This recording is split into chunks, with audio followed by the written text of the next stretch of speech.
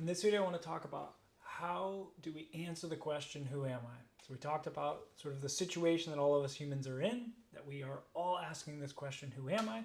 Some of the challenges that we face as we're trying to answer this question. So now how do we answer the question, who am I? Not easy, but we can start, do it, play around with it, have fun with it. It is a constant, ever-evolving journey to answer that question. But the first thing you have to remember is that you are uniquely rad.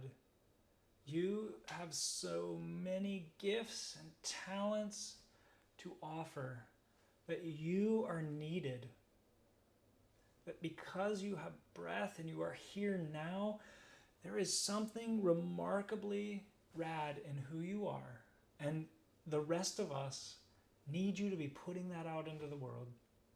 That something magical happens when us humans tap into that and believe that exists, that we are uniquely rad, and our rad can contribute to making this whole thing more rad. So believe that first and foremost. So how do you answer the question? Two big ideas here. One is we have to deal with the past.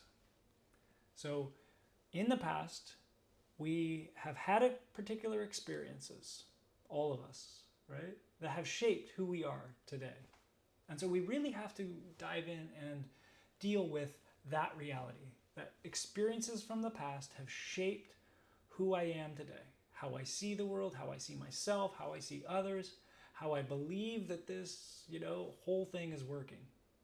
And so we have to deal with that first and foremost, because if we don't deal with that, then the past is going to be influencing every single present moment we have, and we'll keep getting the same results that we've always gotten. But if we can deal with the past, if we can understand the past, if we can play with the past, we can consciously now make choices in this present moment, right, to keep the things from the past that are great, phenomenal, wonderful, and let go of the things that are not. Therein, we can create a different present moment and a different future. But it's tricky, because what has happened in the past is these past experiences have led to us, right, to have certain thoughts and feelings based on what we experienced. And these thoughts and feelings fire certain neuro pathways in our brain. Certain neurotransmitters fire off, and chemicals and electrical signals are fired throughout our brain and throughout our body, which then creates our state of being. So we have past experiences, we have particular thoughts and feelings about those, then our brain goes and fires all kinds of neurotransmitters and chemicals and signals throughout our body that determines then our state of being. So what's happening is our brain is getting trained to react a certain way based upon our environment. And over time, what happens is that becomes our personality. And that then personality or identity then becomes our personal reality. And so our thoughts influence our choices and our behaviors then influence the experiences we have. Then we have certain emotions because of those experiences, which then influence our thoughts. And it just keeps going round and round. And we keep creating the same reality based on past experiences. And over, we live the past out in the present moment. So that's, again, how do you deal with this? If the past is influencing us, right, over and over in the present moment, then we can play with that to get a different reality. So what we have to do is create new experiences. So if our brain has learned based on past experiences, the cool thing is our brain can learn new things based on new experiences. And so what the research shows is that our brain does not know the difference between something actually happening and us imagining it happening. If we visualize a situation, if we close our eyes and visualize something, your brain does not know the difference between that actually happening and you visualizing it happening. There's a lot of research that's been done on visualization, some of which was done with some piano players, where some piano players were given a song to learn and they played it on the piano, And other piano players were given the same song, but they couldn't play the piano, they just visualized themselves playing the piano. And what the research shows is their brains learned the exact same thing, and they were able to perform the music exactly the same, whether they played the piano or just visualized themselves playing the piano. Our brain doesn't know the difference. So we can use this skill to help us answer this question of who am I, right? So I don't want to keep bringing the stuff, the junk from the past into my present moment. That is not who I want to be. I want to bring the good stuff, but I want to let go of the other stuff that's not serving me, that's not helping me live my best life. And so what we have to do is create new experiences with our mind. We have to visualize new experiences. It's the only way it's going to happen, right? So if we stop and pause and visualize how I want to be, maybe there's a particular conflict that's scary to me, and I keep showing up in a very timid way, or I keep showing up with too much anger. Okay, well then I would stop and I would pause and I would visualize myself showing up the best that I possibly can. I would feel what that feels like. I would tell myself, right, the thoughts that I want to be thinking of me showing up the best that I can in the face of this conflict. I would feel that emotion, right?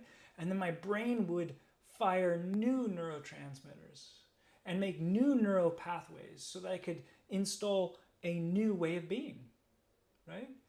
So my brain is imagining a new way to face conflict, and it's creating all of the stuff I need to show up differently. Now, this isn't going to happen instantaneously, but over and over, the more we practice, the more power I will have to choose to be that person in the present moment.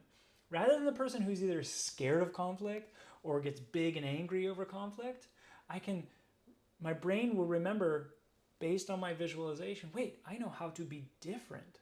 I know how to be my best self as I show up here. So that's one way to work with the past. If we don't do it, we're going to keep getting the past played out over and over in the present moment. Okay, so that answers like the beginning stages of who am I. Unless we deal with that, it's really hard to ever actually answer the question of who am I, and it's really difficult to actually then live that out in a real meaningful way. The other way that we can start to answer this question is to decide who we want to be in the present moment. You can think of this as like defining the vision and values you have for your life, right? What words do you want? What character traits do you want to characterize the life that you want to live? It's really, really helpful to get clear on that, to have really confident, courageous clarity to say, this is who I want to be in this world. I want to be someone who is full of love. I want to be someone who is kind. I want to be someone who is courageous. I want to be someone who shows up and can be compassionate. It's really important to clarify who you want to be. If you think about like a professional sports team, they practice all the time in order to get ready to play whatever game they're playing. So if you think about the NFL, they practice all week so they can play one game on the weekend, right? Practice, practice, practice over and over to play one game.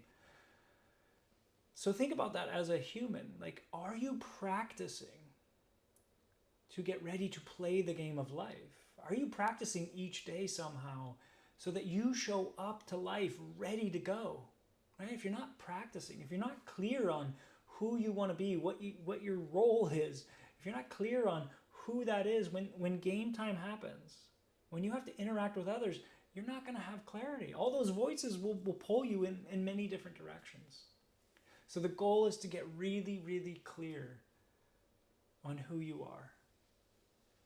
Another thing you can do is get more clarity on the beliefs and the thoughts that might be like causing you not to show up as your best self. So if you have particular beliefs like, I'm not good enough, I have to be perfect, I can't trust people, people don't like me, I have nothing good to offer, it would be really, really helpful to get clear on what are those beliefs, what are those thoughts you keep having, Because as you have those, right, you will show up in a particular way. And those are obviously based on past experiences. I don't believe any of them to be true for any human, but they may feel true for you. Past experiences may have taught you that, wait, that feels so true to me. That's why it's so important to have good people around you who are helping you, inviting you, encouraging you to be the best version of yourself. Who say, hey, I hear you saying you're not good enough, but I want to tell you what is true. You are uniquely rad. There's no way that you're not good enough. So become aware of those particular thoughts and beliefs. There's many assessments out there that can be very helpful in answering this question of who am I? StrengthsFinder, Kolbe, Big Five personality, so many. So maybe you need something like that, where you can take an assessment and it gives you some words that characterize who you are. Those can be so helpful, right? Define who you are. Why do you exist? What do you want to be about? What words are going to characterize how you show up, right? Share that with people. Have a group of people who support you in going after that. So we have letting go of the past, understanding, playing with the past. We have being present in the moment, defining your vision, your values for who you want to be, right? And then the third thing would be dreaming of the future you want. What is the future you want? That will inform who am I. If you sit and think for a second, like who do I want to be in this world? When I imagine my future, it's bigger and better than I can even imagine. What comes up? If you do that, then you might learn some things about who am I? Who do I want to be? So those are three things that might be helpful in answering the question of who am I. It's a big question, but I would encourage you, go after it. You're worth it. We will be better for it, the world. You will contribute more fully to what's going on. And you have something uniquely rad to offer. So I hope that's helpful. Thanks for watching.